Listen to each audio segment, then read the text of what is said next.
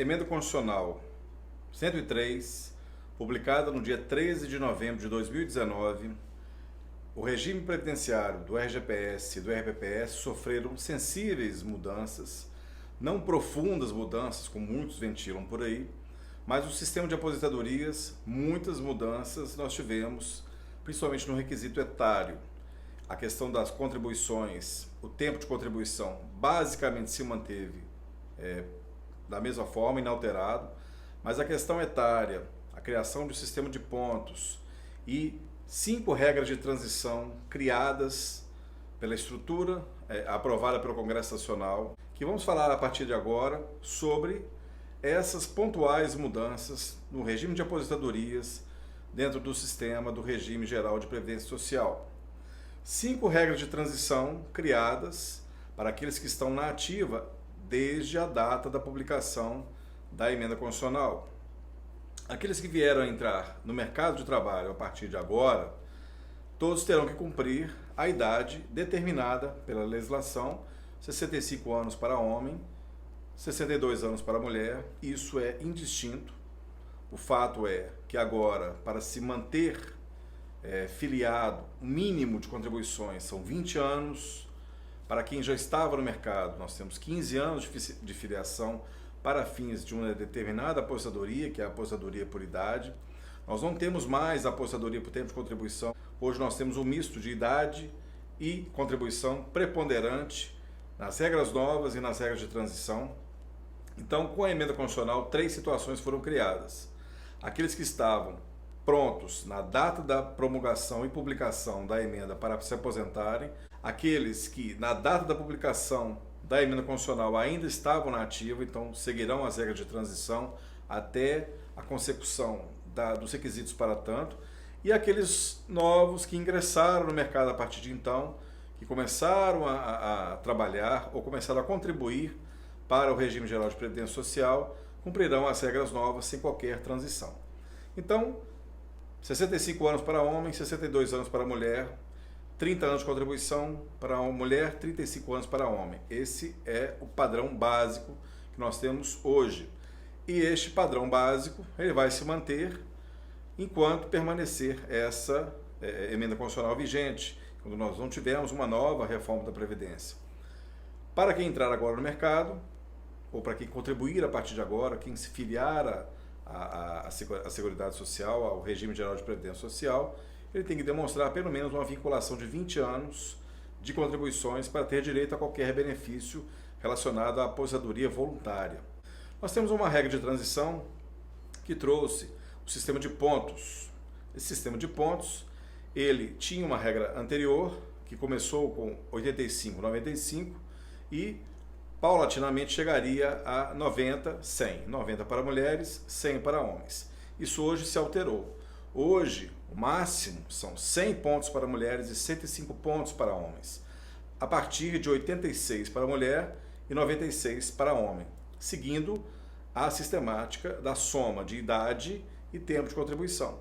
Então, para aquelas mulheres que na data da publicação da emenda constitucional estivessem com os requisitos prontos para tanto, elas poderiam requerer, a partir de então, até 31 de dezembro de 2019, a aposentadoria com base nesse requisito 86 e os homens no requisito 96 pontos.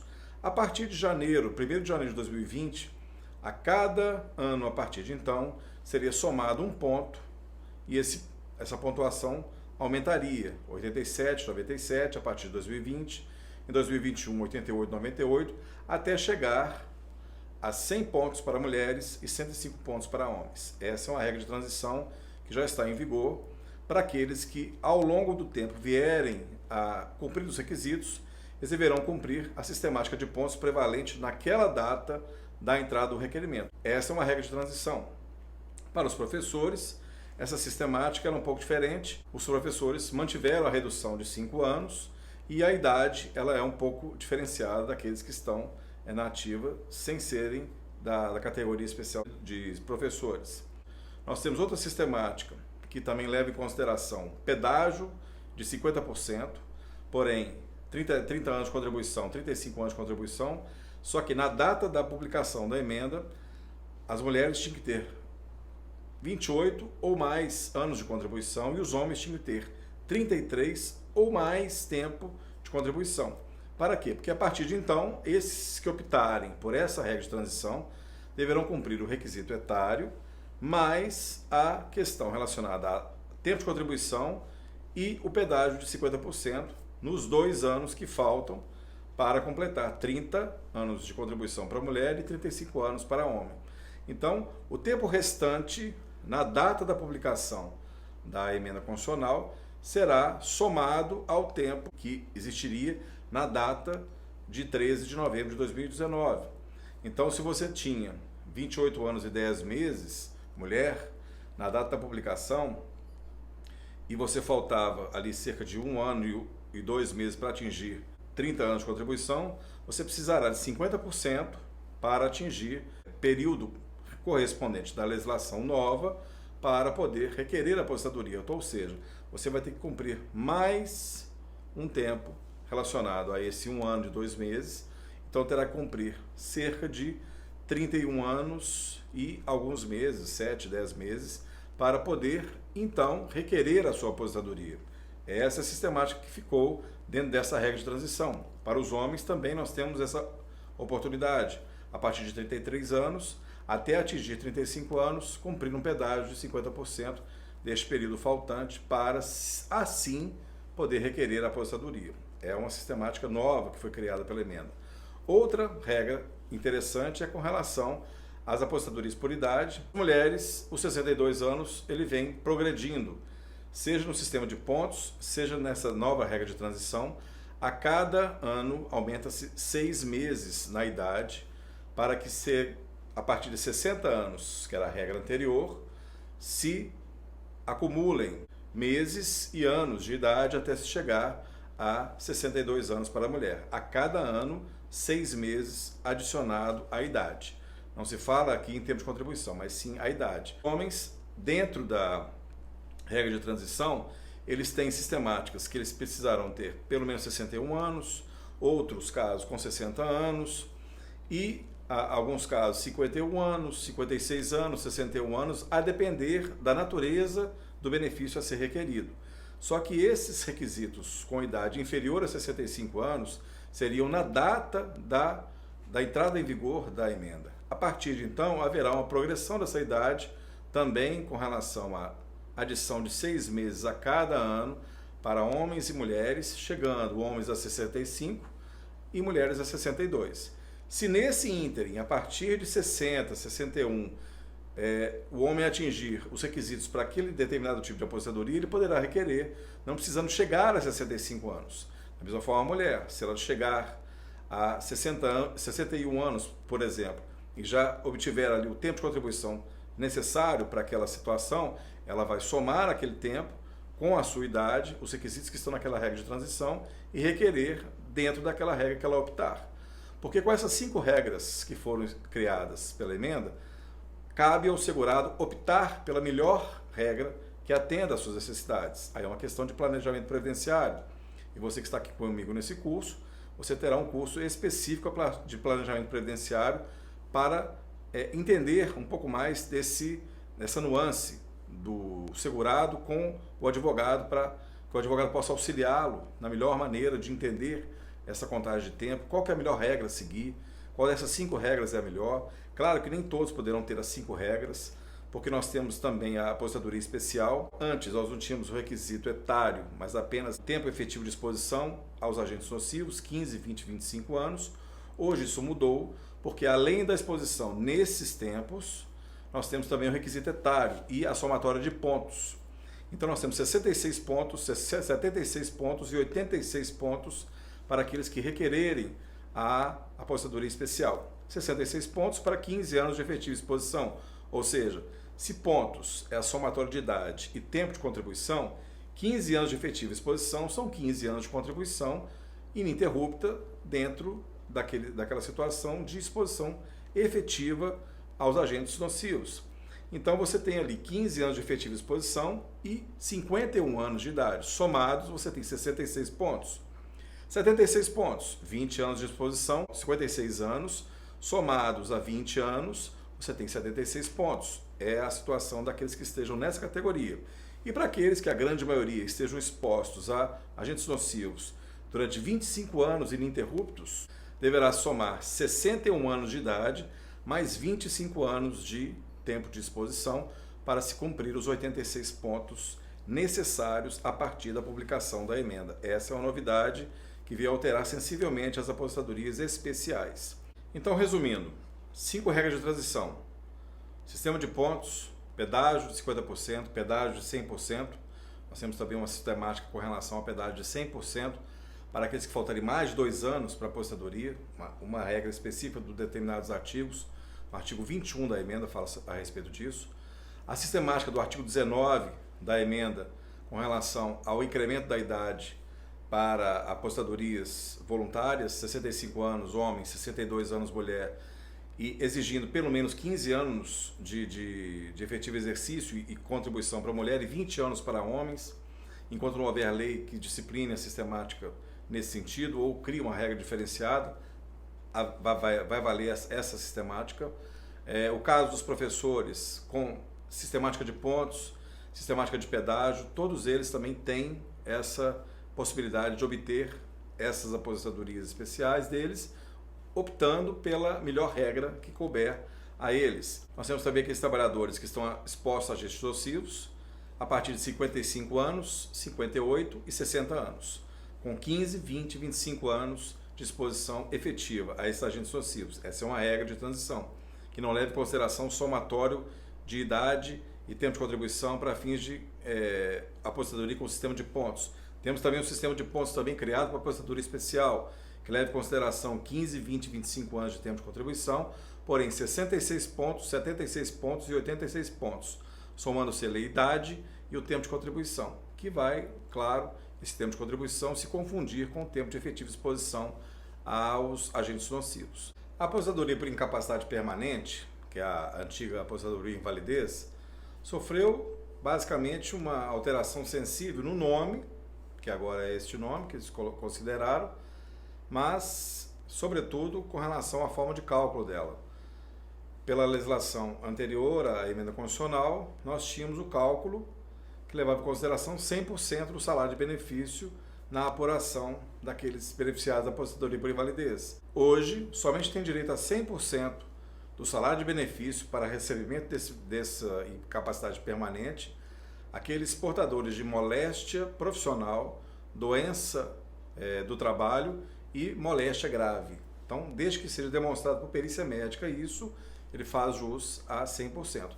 Nos outros casos, a partir da publicação da emenda, 60% do salário de benefício. Essa é uma alteração sensível. Os requisitos para fins de concessão estão inalterados dentro da incapacidade permanente que deve ser comprovada, né? Fazendo um paralelo com o auxílio-doença, para alguns o nome auxílio-doença foi alterado para auxílio de incapacidade temporária. Não houve qualquer mudança na forma de cálculo, a sistemática de concessão, muito menos os requisitos do auxílio-doença. Essas alterações para esses fins de concessão e pagamento do benefício foi só para o benefício de incapacidade permanente. Isso ainda vai gerar alguma celeuma porque criaram-se diferenças para a apuração da aposentadoria por invalidez, atual incapacidade permanente, e a sistemática que permanece do cálculo do auxílio-doença. Tem diferenças. Então isso pode gerar algumas discussões, inclusive judiciais. E por fim, nós temos a forma que hoje é considerada para fins de cálculo de todo e qualquer benefício previdenciário relacionado àqueles da sistemática da emenda constitucional 103. Hoje nós temos um mínimo de 60% para a consideração da média aritmética, 60% do salário de benefício para fins de concessão dos benefícios a partir dali, podendo chegar a 100%, desde que haja o cumprimento da regra prevista no artigo 26 da emenda constitucional, mas hoje o patamar é 60%, anteriormente era 70%, principalmente com relação às aposentadorias por idade, tempo de contribuição, o mínimo era de 70%, hoje o patamar mínimo passou para 60%, desde que observados a aquisição de 1 ponto percentual a cada ano dentro dessa regra prevista desse artigo 26. No caso da pensão por morte, depois da emenda 103 de 2019, nós tivemos alteração não nos requisitos para concessão, mas apenas no cálculo, para fins de recebimento de valores. Hoje, a partir da data da publicação da emenda constitucional, 100% do salário que o segurado ou o servidor recebia na ativa somente será pago para a beneficiária desde que o instituidor estivesse com incapacidade permanente na data do óbito, comprovada por perícia médica. Se não for isso, o salário recebido será 50% de uma cota familiar, acrescido de mais 10% para cada dependente que existir dentro da família. Então, dependente, dentro da 8.213, ele é menor de 21 anos. Com 21 anos, ele perde a cota familiar da pensão e hoje, depois da emenda, não há mais o direito de acrescer. Aquele direito que a viúva ou o viúvo, com o implemento da idade dos filhos, dos dependentes, ela tomava para ele, para ela ou para ele, o valor do percentual que eles recebiam, adicionando ao que ela recebia ou a que ele recebia, o valor que esses dependentes recebiam. Hoje não tem mais isso.